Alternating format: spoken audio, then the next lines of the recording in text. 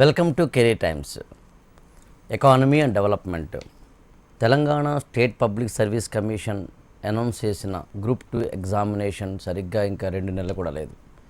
ఈ 2 నెలల కాలంలో 3వ పేపరు 150 మార్కులకి ఖచ్చితంగా ఎకనామిక్స్ లేదా ఎకానమీ అండ్ డెవలప్మెంట్ అనే పేపర్ ఒక అభ్యర్థి యొక్క భవిష్యత్తుని నిర్దేశించబోతోంది.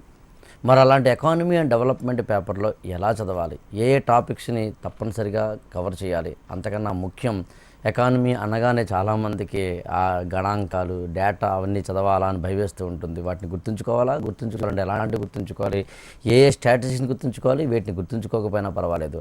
తెలంగాణ ప్రత్యేక రాష్ట్రంగా ఏర్పడిన తర్వాత తెలంగాణ ఆర్థిక వ్యవస్థ గురించిన విభాగం ప్రత్యేకంగా ఒక 50 మార్కులకు ఉంది. ఉమ్మడి ఆంధ్రప్రదేశ్లో ఉన్నప్పుడు తెలంగాణకు సంబంధించిన ఏ అంశాలను ఫోకస్ పెట్టాలి, ఇప్పుడు కొత్తగా ఏ అంశాలు తీసుకోవాలి, న్యూ ఎకనామిక్ డెవలప్మెంట్ అండ్ ఛాలెంజ్కి సంబంధించిన విశేషాలను ఎలా చదవాలి, కొత్తగా ఉన్నాయి ప్రత్యేక రాష్ట్రం ఏర్పడిన తర్వాత ఇతరత్ర అంశాలకు సంబంధించి ఏ విధంగా ఎకనామిక్స్ చదవాలి, ఇట్లాంటి అంశాలతో కూడిన ఫోన్ ఇన్ ప్రోగ్రామే ఇవాటి ప్రోగ్రామ్. ఇవాళ ఎకానమీకి సంబంధించిన అంశాలను మనతో పాటు డిస్కస్ చేసేందుకు, అభ్యర్థులకు సంబంధించిన సందేహాలను నివృత్తి చేసేందుకు షైన్ అకాడమీ ఐఏఎస్ అకాడమీ యొక్క డైరెక్టర్, ఎకనామిక్స్లో స్పెషలిస్ట్, అంతకన్నా మించి వృత్తిపరంగా చార్ట్ అకౌంటెంట్గా కూడా ఉన్న ఐఎస్ఎన్ రాజు మనతో ఉన్నారు. గుడ్ ఈవినింగ్ అండి. Good evening sir. ముందుగా ఇక్కడ ఎకనామీకి సంబంధించి ఏమేమి అంశాలను తప్పనిసరిగా ఫోకస్ చేయాలంటారు? ఇప్పుడు మనకున్న syllabus Indian economy, Telangana economy, development and change. Each సెగ్మెంట్లో 4 యూనిట్స్ ఉన్నాయి సార్ మనకి, అండ్ మార్క్స్ వచ్చి 50 మార్క్స్ ఉన్నాయి. సో ఇప్పుడున్నటువంటి సిలబస్ ప్రకారం ఇచ్చిన మార్క్స్లో ప్రతి యూనిట్ కూడా ఇంపార్టెంట్ మనకి. ఓకే, అంటే ఒక యూనిట్ 12 యూనిట్లు, మొత్తం 12 యూనిట్స్. దీన్ని ఫోకస్ చేసి ఎక్కువ అంటాం, ఒకదాన్ని ఫోకస్ తక్కువ అనే ఉద్దేశం లేదు అక్కడ. నేను మీకు తెలుసు, కాంపిటీషన్ ఎగ్జామ్లో ప్రతి మార్కు కూడా కౌంట్ అవుతుంది. నేను నేను ఒక యూనిట్ ఇంపార్టెంట్ అని చెప్పాను అనుకోండి, దాని పిల్లలు ఏమైనా అర్థం చేసుకోవచ్చు అంటే నెక్స్ట్ యూనిట్ ఇంపార్టెంట్ కాదేమో అని అర్థం చేసుకోవచ్చు. అందుకే ఇప్పుడున్న షార్ట్ స్పాన్ ఆఫ్ టైం దృష్టిలో పెట్టుకుని కొన్ని ఎక్కువ చదవమని చెప్తాము, కొన్ని కాస్త వెయిటేజ్ తక్కువ అని చెప్తుంది. ఇంపార్టెంట్ అని వెయిటేజ్ ఫస్ట్ టైం ఎగ్జామ్ జరుగుతుంది కాబట్టి మనం అనవసరంగా ముందు లేనిపోయిన ఎక్స్పెక్టేషన్స్ తో ఇది వెయిటేజ్ ఎక్కువ ఉంటుంది, ఇది తక్కువ ఉంటుంది అది కష్టం సార్. ఎందుకంటే నేను గతంలో సైంటిఫిక్ కాదు, గతంలో మన గ్రూప్ 2 ఎగ్జామ్స్ జరిగినాయి. ఇంకోలా మనం మాట్లాడదామండి. గతంలో ఉమ్మడి ఆంధ్రప్రదేశ్ ఉన్నప్పుడు గ్రూప్ 2 ఎగ్జామినేషన్ జరిగింది. ఎకానమీ అంటే బేసిక్ ఎకానమీ ఏదైతే ఉంటాయో అది 5 year ప్లాన్స్ కావచ్చు, లేకపోతే ఎకానమీకి సంబంధించిన ఇతర అంశాలు కావచ్చు, అవన్నీ ఎట్లాగూ గతంలో కూడా ఉంటాయి, అవి మారివి కావు. ఏ యూనిట్లు గతంలో ఉన్నాయి ఇప్పుడు కూడా క్యారీ ఫార్వర్డ్ అవుతున్నాయి, ఏవి ఇప్పుడు కొత్తగా వచ్చినాయి? Indian economy point of view చూస్తే సార్, ఇండియన్ ఎకానమీలో 4 యూనిట్స్ ఉన్నాయి. 4 కూడా గతంలో ఉన్నటువంటి యూనిట్స్. అంటే మనకి ఫస్ట్ విభాగంలో గ్రోత్ అండ్ డెవలప్మెంట్ గతంలో ఉన్నదే, అన్ఎంప్లాయ్మెంట్, పావర్టీ గతంలో ఉన్నటువంటి, నేషనల్ ఇన్కమ్ కాంబినేషన్ గతంలో ఉన్నటువంటి కాన్సెప్ట్, అండ్ ప్రణాళికలు. అంటే ఆల్మోస్ట్ ఇండియన్ ఎకానమీకి సంబంధించి విద్యార్థి ఇప్పుడు కొత్తగా చదవాల్సినటువంటి అవసరం పెద్దగా ఏమి లేదు, కానీ కొంచెం పరిధిని పెంచుకోవటం మంచిది. దానికి రీజన్ ఏమంటే గతంలో పేదరికం, నిరుద్యోగంపై 6-7 క్వశ్చన్లు కానీ ఎక్కువ వచ్చాయి కాదు, కానీ ఇప్పుడు ఏమైంది, పేదరిక నిరుద్యోగత సపరేట్ టాపిక్ గానే చేశారు. దానివల్ల మార్క్స్ వెయిటేజ్ ఎక్కువ పెరిగేటువంటి అవకాశం ఉంది. గతంలో గ్రోత్ అండ్ డెవలప్మెంట్ తో పాటు ఇతర అంశాలన్నీ కలిపితే 15 క్వశ్చన్స్ వచ్చాయి. ఇప్పుడు ఓన్లీ గ్రోత్ అండ్ డెవలప్మెంట్ పైన ఒక యూనిట్ రావడం వల్ల దాని పరిధి ఏమైంది, కొంచెం టాపిక్ విస్తృతమైంది. సో దాన్ని దృష్టిలో పెట్టుకుని అఫ్ కోర్స్ పాత సిలబస్ లో ఉన్న అంశాలే ఉన్నాయి ఇక్కడ. ఉన్నంత మాత్రాన పాత మెటీరియల్ మనకి ముఖ్యం కాదు. ఇప్పుడు కొత్తగా మనకు అందుబాటులో ఉన్నటువంటి సిస్టమ్ ప్రకారం ఆ పరిధిని పెంచుకుంటే ఇంకొంత ఎక్స్ట్రా పరిధిని చేసుకుంటాం. అందులో ఎకానమీలో ఏంటంటే ఎలాగో ఎప్పటికప్పుడు డేటా మారుతూ ఉంటుంది. ఎప్పుడు డేటా మారటం అంటే లేటెస్ట్ డేటాను, లేటెస్ట్ కరెంట్ అఫైర్స్ తో కూడినవి కూడా తెలుసుకోవాల్సి ఉంటుంది. వాటిని కూడా అప్డేట్ చేసుకుంటూ పాతవే అయినా కానీ కొత్తగా చదవాల్సి ఉంటుంది. అంత మాత్రమే కాదు, న్యూస్ పేపర్ రీడింగ్, దానికి సంబంధించిన వివరాలు కూడా యాక్చువల్లీ అవి కూడా తెలుసుకుందాం. దానికన్నా ముందు కరీంనగర్ నుంచి రవీందర్ ఫోన్ లైన్ ఉన్నారు. Ravinder, good evening. Good evening అంటే చెప్పండి సార్. గ్రామీణ విద్యార్థులు మన సార్, మేము ప్రజెంట్ గ్రూప్స్ 2 అని 2012 నుండి ప్రిపేర్ అవుతున్నా ప్రజెంట్ నేను.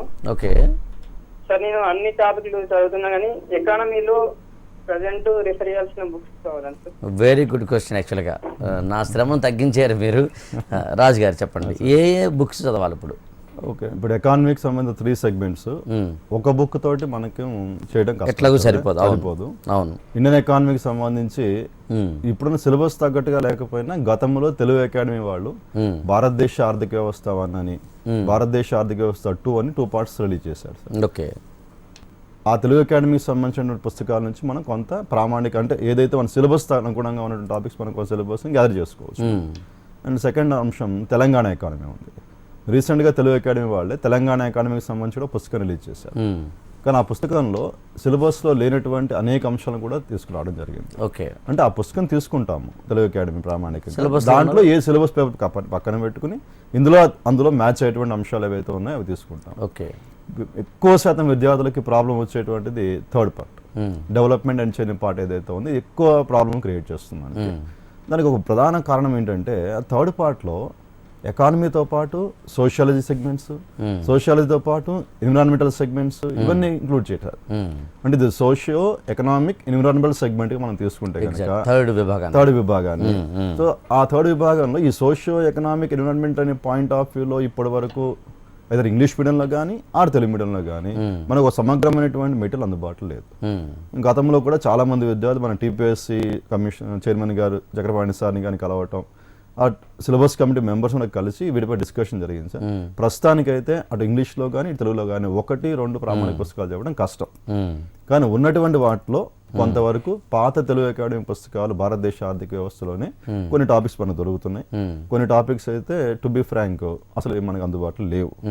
దీంతో విద్యార్థులు తప్పనిసరిగా ప్రైవేట్ కోచింగ్ సెంటర్లు, ప్రైవేట్ ఆథర్స్ పుస్తకాలపై ఆధారపడవలసి వస్తుంది. అవి ఎంతవరకు ఎక్కువగా న్యూస్ పేపర్ యోజన అలాంటి వాటి కొంచెం తీసుకోవాల్సి ఉంటుంది. దానికన్నా ముందు అది డిస్కస్ చేయడానికి ముందు మనకి హైదరాబాద్ నుంచి నరేష్ ఫోన్ లైన్ ఉన్నారు. Naresh, good evening. హలో. నా డౌట్ ఏంటంటే ఇప్పుడు మళ్ళీ కొత్త బడ్జెట్ వస్తుంది కదా, తెలంగాణ నుంచి కానీ రైల్వే బడ్జెట్ కానీ ఇండియన్ బడ్జెట్ కానీ అన్ని మళ్ళీ కొత్త అవుతున్నాయి. ఇప్పుడు కొత్త డాటా అంటే మళ్ళీ ఇప్పుడు వీటిని ప్రిపేర్ కావాలి. ఇప్పుడు ఏప్రిల్లో ఎగ్జామ్ అంటున్నారు. ఇప్పుడు మన ఈ డాటా మీద కన్సిడర్ చేసుకోవాలా, లేకుంటే మళ్ళా 2015 బడ్జెట్ తీసుకోవాలా,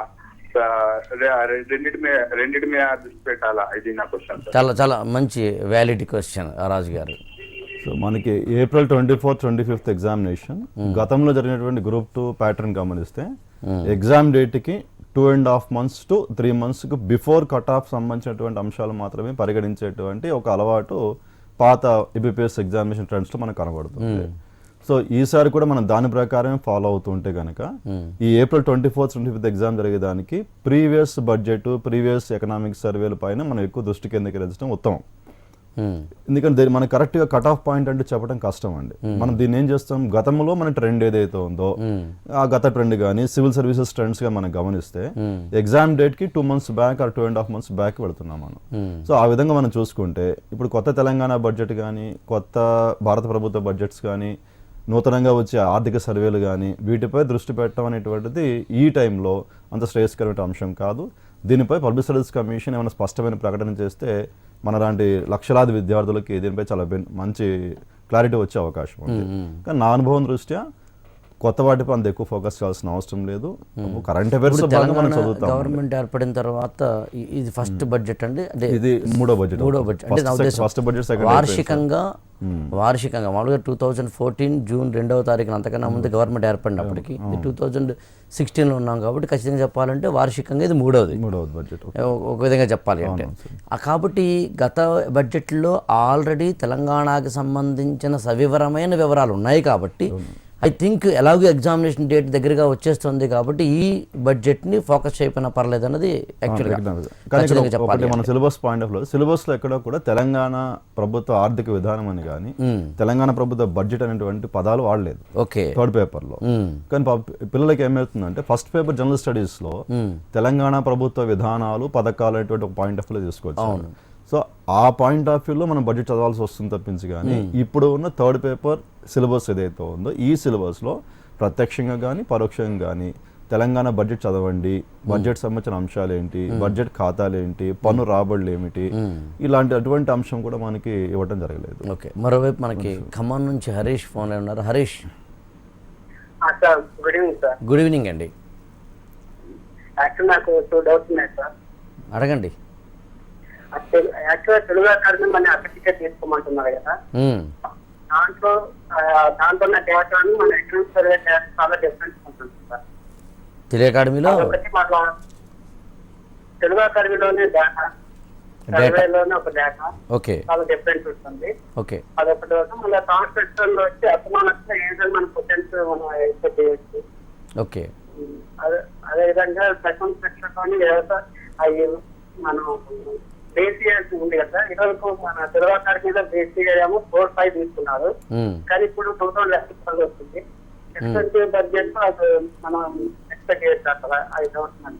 ఓకే ఓకే హరీష్, ఈ మొదట బేస్ ఇయర్ గురించి మనం మాట్లాడితే నీలాగే డౌట్స్ చాలా వేల మందికి నా స్టూడెంట్స్ కూడా వస్తుంది. ప్రస్తుత భారత బేస్ ఇయర్ కానీ తెలంగాణ బేస్ ఇయర్ కానీ 2011-12 కానీ తెలంగాణ ప్రభుత్వం లాస్ట్ ఇయర్ ఎకనామిక్ సర్వే తయారు చేసేటప్పటికి బేస్ ఇయర్ మారలేదు. అంటే వీళ్ళు డేటా బడ్జెట్ ప్రెజెంటేషన్ నాటికి బేస్ ఇయర్ 4-5 బేస్ ఇయర్గా ఉంది. కాబట్టి తెలుగు అకాడమీ పుస్తకాల్లో కానీ అన్ని పుస్తకాల్లో కానీ బేస్ ఇయర్ 4-5 కానీ కనబడుతుంది. మీరు ఎగ్జామ్ ప్రిపేర్ అవ్వడం కూడా 4-5 ప్రకారమే ప్రిపేర్ అవ్వాలి. అంటే నూతన బేస్ ఇయర్ 11-12 ఆధారంగా తెలంగాణ ప్రభుత్వం, Telangana directorate of economics and statistics వాళ్ళు కానీ, ప్లానింగ్ డిపార్ట్మెంట్ వాళ్ళు కానీ నూతన డేటా ఇంకా వాళ్ళు తయారు చేయలేదు. Okay, point clear. 11-12 base year మారింది, కానీ మారిన డేటా ప్రకారం తెలంగాణ ప్రభుత్వం తన డేటాని ఇంకా సవరించుకోవాల్సి ఉంది. ప్రస్తుతం మనకు అందుబాటులో ఉన్న తెలంగాణ డేటా అంతా కూడా బేస్ ఇయర్ 4-5 ఆధారంగానే మనకి కొనసాగుతుంది. నెక్స్ట్ అసమానతల గురించి అడిగారు మీరు. ఈ అసమానతల గురించి తెలుగు అకాడమీ వాళ్ళది భారతదేశ ఆర్థిక వ్యవస్థ పుస్తకంలో అసమానతలు అంటే ఒక టాపిక్ ఉంది మనకి. అసమానతలు, ప్రాంతీయ అసమానతలు అనే దానిపై ప్రణాళికా సంఘ సభ్యుడు ఎన్జే కురియన్ అని ఒక నివేదిక ఇచ్చారు మనకి. ఇప్పుడు అసమానతలు అనే టాపిక్లో ఎన్జే కురియన్ సంబంధించినటువంటి ఆ రిపోర్ట్ ఏదైతే ఉందో ఆ రిపోర్ట్ ప్రిపేర్ అయితే మనకి కొంతవరకు ఐడియా వస్తుంది మీకు. దాంతోపాటు తెలుగు అకాడమీ పుస్తకాలు కొంతవరకు ఫాలో అవ్వండి మనకి. ఇక్కడ అదే ఎలాగో ఆయన అసమానతలు మాట్లాడారు కాబట్టి ఇప్పుడు అర్బనైజేషన్, పట్టణీకరణ, అలాగే మైగ్రేషన్, వలసలు ఇలాంటివన్నీ కలిపి ఒక టాపిక్ పెట్టారు. అలాగే సస్టైనబుల్ డెవలప్మెంట్ కూడా పెట్టండి. వీటిని ఏ కోణంలో అభ్యర్థి అర్థం చేసుకుంటే ఏ కోణంలో బిట్స్ వచ్చేందుకు అవకాశం అంటారు? ఇప్పుడు మీరు అన్నారు అర్బనైజేషన్ కానీ మైగ్రేషన్ కానీ ఇటు ఎకానమీలో ఉన్నటువంటి టాపిక్, అలా డెమోగ్రఫీ అంటే జనాభా పరిణామం అనే టాపిక్లో ఉంది, సోషలిజం ఉన్నటువంటి టాపిక్ ఉంది. సో వీటి మూడిని కామన్గా తీసుకుని ఈ టాపిక్ మనం చదవడం తప్పింది. ఎందుకంటే మనకి స్పష్టంగా ఈ పాయింట్ ఆఫ్ లో ప్రిపేర్ అవ్వాలి అనేటువంటి అంశం కొంత క్లారిటీ లేదు ఫస్ట్ టైం కాబట్టి. బట్ ఏదేమైనా మనకున్నటువంటి అందుబాటులో ఉన్నటువంటి పుస్తకాల్లో ప్రతి ఇంగ్లీష్ మీడియం పుస్తకాల్లో అర్బనైజేషన్ గురించి ఉంది అండ్ మైగ్రేషన్ గురించి ఉంది. దాని డేటా అనే అంశాల కన్నా concept is very very important sir మనకి. ఉదాహరణ నేను చెప్తాను, వలసలకి ప్రధాన కారణం ఏంటి అని అడిగాం అనుకోండి. జనరల్గా స్టూడెంట్స్ ఏమంటారు, ఉపాధి సార్, ఉద్యోగం అంటారు. కానీ వలసకి ప్రధాన కారణం ఉపాధి ఉద్యోగత కాదు, వలసకి ప్రధాన కారణం వివాహం అని టాపిక్ చెప్తుంది మనకి. అంటే అర్థం ఫస్ట్ వలస అంటే ఏంటో తెలుసుకోవాలి మనం. ఓకే, వలస అంటే ఏమిటి? తన జన్మస్థానము నుండి మరొక స్థానమునకు కదిలి శాశ్వత నివాసాన్ని మార్చుకుంటే వలస అవుతుంది. అంటే భారతదేశంలో ఉన్నటువంటి సామాజిక అంశంలో భాగంగా ప్రతి మహిళ వివాహ అనంతరం కంపల్సరిగా అత్తవారింటికి వెళ్ళవలసిందే. డేటా ప్రకారం వలస ఇప్పుడు ఎవరైతున్నారు ఎక్కువ అంటే మహిళే వలస అవుతుంది. అంటే చదివేటప్పుడు ఏదో ఇది చిన్న టాపిక్ అనే ఉద్దేశం కాకుండా కాన్సెప్ట్ ఓరియంటేషన్ ఇవ్వాలి. ఇప్పుడు నేను చెప్పింది ఒక క్వశ్చన్గా రావచ్చు సార్. అండ్ వలసలో మనకి ఎన్నో రకాలు ఉన్నాయి. రూరల్ టు రూరల్ అని, రూరల్ టు అర్బన్ అని, అర్బన్ టు అర్బన్ అని ఎన్నో రకాలు ఉన్నాయి. వీటిలో చక్కటి కాన్సెప్ట్స్ ఉన్నాయి మనకి. రూరల్ టు రూరల్ వలసలు ఎక్కువ ఎవరు వెళ్తారు? మహిళలు వెళ్తారు. రూరల్ టు అర్బన్ వలస ఎవరు ఎక్కువ వెళ్తారు? యువత వెళ్తారు, ఉపాధి కోసం వెళ్తారు. అర్బన్ టు అర్బన్ వలసలు ఎవరు వెళ్తారు? పట్టణీకరణ భాగంలో చిన్న పట్టణాల నుంచి పెద్ద పట్టణాలకి వెళుతూ ఉంటారు. అండ్ అర్బన్ టు రూరల్ అంటే పట్టణం నుంచి గ్రామానికి వచ్చేయాలి. అది చాలా తక్కువగా జరిగేటువంటి అంశం మనకి. ఈ మధ్యకాలంలో మీరు గమనించండి, ప్రతి ఆర్థికంగా స్థిరపడినటువంటి వారు అందరూ గ్రామాలను దత్తత తీసుకుంటున్నారు, గ్రామాలకు స్థిరపడుతున్నారు. దీని నథింగ్ బట్ మనకి ఇది అర్బన్ టు రూరల్ మైగ్రేషన్ వస్తుంది మనకి. అండ్ ఈ మైగ్రేషన్లో ఏం చేశారు, మీకు సెకండ్ పేపర్ సోషియాలజీలో తెలంగాణలో ఉన్న మైగ్రేషన్ ప్రాబ్లమ్స్ గురించి తీసుకొచ్చారు సపరేట్గా. అంటే మీరు ఇక్కడ చదివే టాపిక్స్ మీకు సెకండ్ పేపర్లో సోషియాలజీ ఉపయోగపడతాయి, ఫస్ట్ పేపర్లో జనరల్ స్టడీస్లో బాగా కూడా ఉపయోగపడతాయి మనకి. సెకండ్ పేపర్ మైగ్రేషన్ అంటే అర్థం ఏంటి? మన మహబూబ్ నగర్, పాలమూరు వాసులు ఎందుకు షోలాపూర్ వెళ్తున్నారు, ఎందుకు ముంబైకి వెళ్తున్నారు, కోస్తాంధ్ర నుంచి ఎందుకు వలస ఇక్కడికి వస్తున్నాయి, వలస ఎందుకు జరుగుతుంది అనే అంశం పైన ఒక జాతీయ స్థాయి వ్యూహంతో పాటు ప్రాంతీయ స్థాయి, రాష్ట్ర స్థాయి వ్యూహము, జిల్లా స్థాయి వ్యూహం కూడా తీసుకోవాల్సి వస్తుంది. అండ్ ఈ కరీంనగర్ వాసులు మనం గమనించండి, నిజామాబాద్ వాసులు గమనించండి, గల్ఫ్ దేశాలకు వలస వెళ్తున్నారు. అంటే మీరు వలస అనేటువంటిది ఒక జాతీయ స్థాయి నుండి మీరు ఒక ప్రాంతీయ జిల్లా స్థాయి వరకు చదవగలిగినప్పుడు ఇది ఒక సమగ్రమైన ప్రిపరేషన్ అవుతుంది.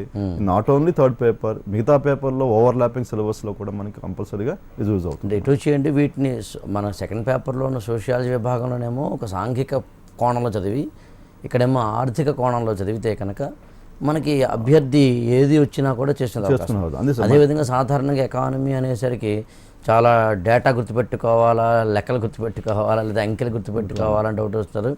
అవి కూడా డిస్కస్ చేద్దాం. దానికన్నా ముందుగా బ్రేక్ తీసుకుందాం.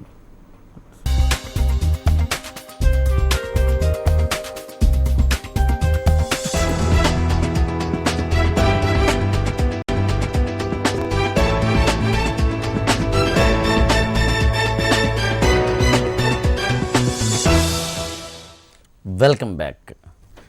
రాజు గారు, సాధారణంగా ఎకనామిక్స్ అంటే మనకి లెక్కలు అంకెలు గుర్తుంచుకోవాలా, ఎలా గుర్తుంచుకోవాలి?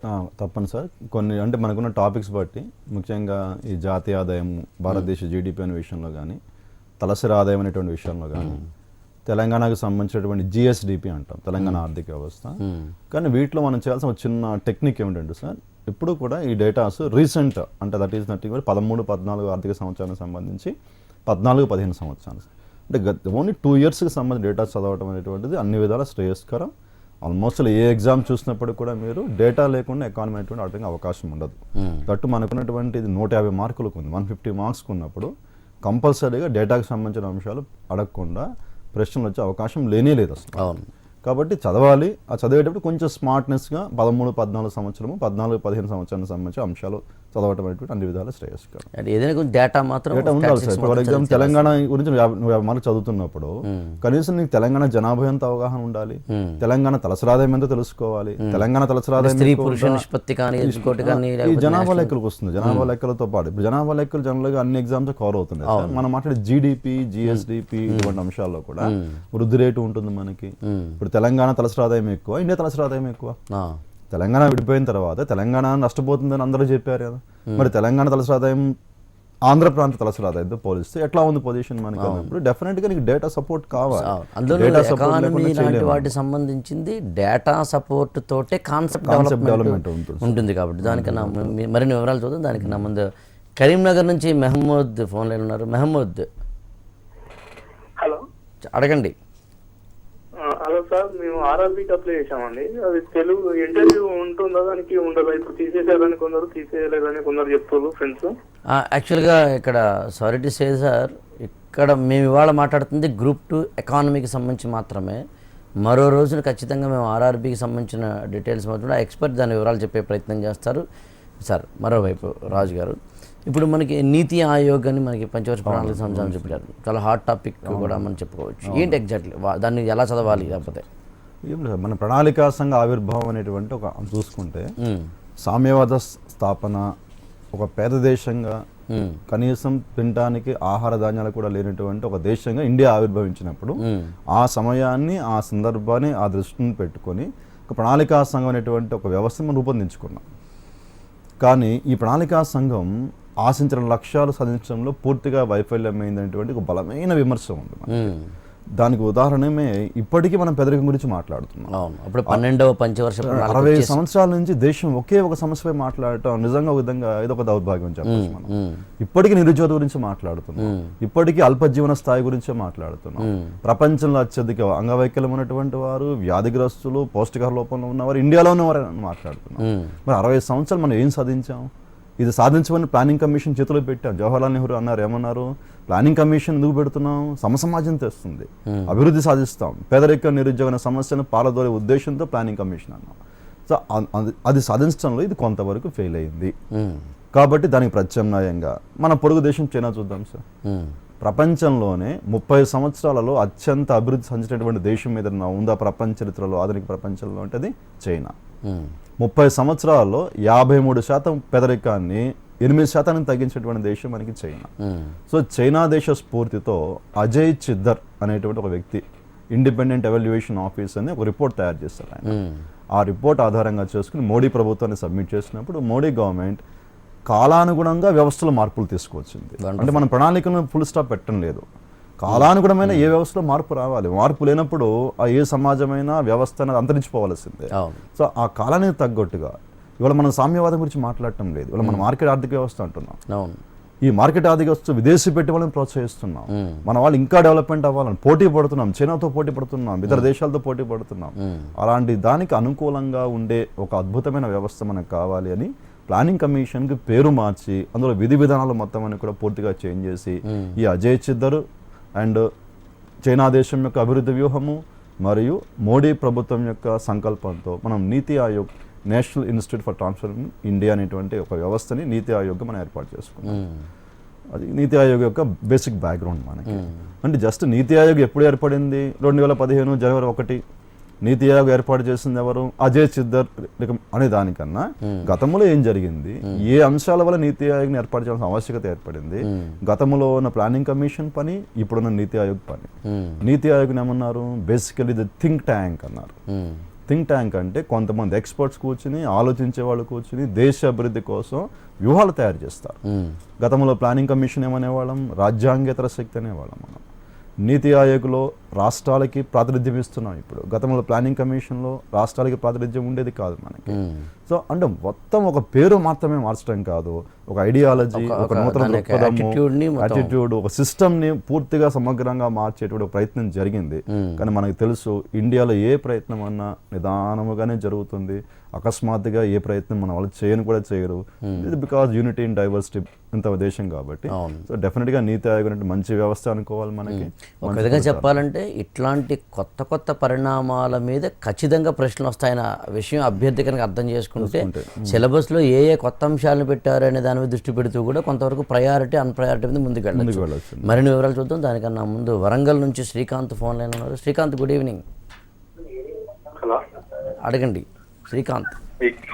సార్, గ్రూప్ 2 కి సంబంధించి థర్డ్ పేపర్ లో థర్డ్ పార్ట్ వచ్చేసి ఎటువంటి బుక్స్ ప్రిపేర్ చేయలేవు కదా, దానికోసం మీరు చెప్పగలుగుతారా? ఇది రాజు గారు యాక్చువల్గా ఎలాగూ నా దగ్గర కూడా అదే ప్రశ్న. అదేంటంటే సస్టైనబుల్ డెవలప్మెంట్ అనేది ఒకటి ఇవ్వడం జరిగింది. అదేవిధంగా దాన్ని మనం మాట్లాడే అసమానతలు, అది జెండర్ అసమానతలు కావచ్చు, లేకపోతే క్యాస్ట్ అసమానతలు కావచ్చు, ఎథ్నిసిటీ కావచ్చు, అర్బనైజేషన్ కావచ్చు, ఇండస్ట్రియలైజేషన్ కావచ్చు, ఇలాంటి వాటికి సంబంధించింది. ఆ థర్డ్ చాప్టర్ సంబంధించి 4 విభాగాలు ఉన్నాయి. ఎలా వాటి బుక్స్ ఎలా పట్టుకోవాలి? సార్, థర్డ్ పార్ట్ అది మనం ఇంతకుముందే అనుకున్నట్టు థర్డ్ పార్ట్లో ఒక ప్రామాణిక ఇంగ్లీష్ బుక్ కానీ తెలుగు మీడియం పుస్తకం ఆల్మోస్ట్ మనకి లేవని చెప్పాలి. ఇప్పుడు విద్యార్థి అయిన స్పెషల్ ప్రశ్న మనకి ఆ థర్డ్ పార్ట్లో సస్టైనబుల్ డెవలప్మెంట్ అనేటువంటి ఒక అంశం ఉంది సార్. మీరు ఏ పుస్తకం తీసుకున్నా సస్టైనబుల్ డెవలప్మెంట్ అనేటువంటిది మాక్సిమం 2 pages or 3 pages ఉంటుంది. కానీ ఇక్కడ మనకి ఇచ్చిన సిలబస్లో దాని ఒక యూనిట్గా తయారు చేస్తారు. అంటే ఫస్ట్ సర్టిఫికేట్గా ఒక 8 to 10 marks వెయిటేజ్ వచ్చేటువంటి టాపిక్ దాన్ని తయారు చేస్తారు. ఇప్పుడు ఏ విద్యార్థి డౌట్ ఏమొస్తుంది, 3 pages చదివితే 8 to 10 marks వస్తాయా అనేటువంటి ఒక డౌట్ ఉంటుంది మనకి. అండ్ ఈ కాన్సెప్ట్ 12th ప్లాన్లో ఎమర్జ్ అయింది మనకి. అంటే 12th ప్లాన్ లక్ష్యంలో faster, sustainable and more inclusive growth పదం ఉపయోగించిన తర్వాత ఇది చర్చనీయాంశమైంది. సో ఇది బేసికల్గా ఎన్విరాన్మెంట్లో అంతర్భాగంగా చదివే ఎకానమీ సబ్జెక్ట్ ఇది బేసికల్గా. దానికి డెఫినెట్గా ప్రస్తుతం మార్కెట్లో నాకు తెలిసి ఏ పుస్తకం కూడా ప్రామాణికంగా పూర్తి స్థాయి మెటీరియల్ మనకి అందించలేకపోతుంది. మనమే సొంతంగా మెటీరియల్ తయారు చేసుకోవడం ప్రక్రియలో మనం ఉండాలి. లేదా ప్రామాణికమైనటువంటి మరి బయట దొరికేటువంటి మెటీరియల్స్ ఎడిటోరియల్ పేజెస్లో వచ్చే లేదు, ఎడిటోరియల్ పేజెస్లో కూడా ఈ ఎందుకంటే ఈ సస్టైనబుల్ డెవలప్మెంట్ కాన్సెప్ట్ మనకి 1972 నుంచి మన 2015లో ప్యారిస్ సమావేశం జరిగింది.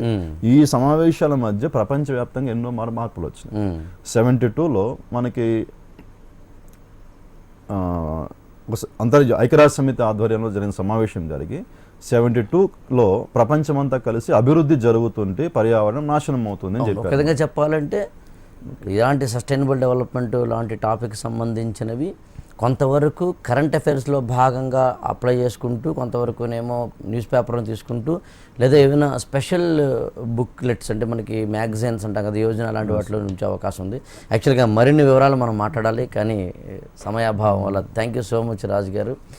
ఇది సంగతి. ఎకానమీ అంటే భయపడాల్సిన అవసరం లేదు. తెలంగాణకి సంబంధించిన జాగీర్దారీ వ్యవస్థ కావచ్చు, ల్యాండ్ సీలింగ్ కావచ్చు, లేకపోతే ఇక్కడ ప్రత్యేకంగా ఆర్థిక పరమైన సమస్యలు ఉన్నాయి అనే వాటి మూలాలను అర్థం చేసుకోవాలి తెలుసుకోవడం మొదటి కోణం. భారత ఆర్థిక వ్యవస్థను గతంలో మార్చిన అంశాలేంటి, ఇప్పుడు మారుస్తున్న అంశాలేంటి, ఇటీవల కాలంలో మాత్రమే ప్రత్యేకంగా ఎంచుకున్న అంశాలేంటి, ఇలాంటి వాటిని అర్థం చేసుకోగలిగితే ఎగ్జామినేషన్లో ఇవి వస్తాయి ఇవి రావు అనే ఒక విచక్షణ జ్ఞానాన్ని అభ్యర్థి పొందేందుకు అవకాశం ఉంది. అలా పొందినప్పుడు ప్రయారిటీ ఏంటో నాన్ ప్రయారిటీ ఏంటో అర్థమవుతుంది. అలా అర్థమైనప్పుడు దాదాపుగా 12 అంశాలు ఉండవచ్చు, కానీ 12 అంశాల్లో ఇవి చదవచ్చు ఇవి చదవకూడదు తెలిస్తే అభ్యర్థి ఖచ్చితంగా తొందరగా త్వరగా అన్నిటికన్నా మించి షార్ప్గా మంచి మార్కులు తెచ్చుకునే అవకాశం ఉంది. ఇది వాళ్ళ సంగతి. మళ్ళీ రేపటి షోలో కలుద్దాం. Thank you so much.